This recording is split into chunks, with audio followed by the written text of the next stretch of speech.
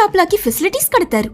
ఆ మాన్స్టర్స్ అన్ని ఏంటో ఎందుకొచ్చాయో ఎవరికీ తెలియదు కదా. కాబట్టి న్యూస్ లో కొంతమంది ఆ అటాక్ జరిగిన రోజుని డే ఆఫ్ రెకనింగ్, అంటే మనుషులు చేసిన తప్పులకి శిక్షించడానికి దేవుడు పంపించిన జడ్జ్మెంట్ డే అని అంటారు. అండ్ ఈ రోజు మనం చూడబోయే ఈ మూవీ పేరు 2016 లో విడుదలైన డే ఆఫ్ రెకనింగ్. అక్కడ కట్ చేస్తే ఈ అటాక్ జరిగిన 15 సంవత్సరాల తరువాత కథ కంటిన్యూ అవుతుంది.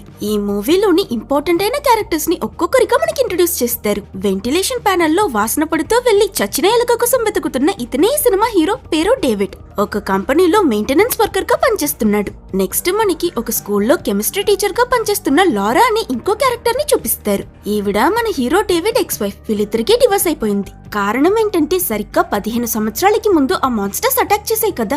ఆ రోజు ప్రెగ్నెంట్ లోరాకి ఎక్కువగా తన భర్త సహాయం అవసరం ఉన్న సమయంలో అతను తనతో ఉండలేకపోయాడు. కాబట్టి గొడవపడి వీళ్ళిద్దరూ విడిపోయారు. ఇక్కడ నవ్వుతూ ఎలా అయినా లోరాని కరెక్ట్ చేయడానికి ట్రై చేస్తున్నాడు. ఇతని పేరు మిల్టన్. ఈ స్కూల్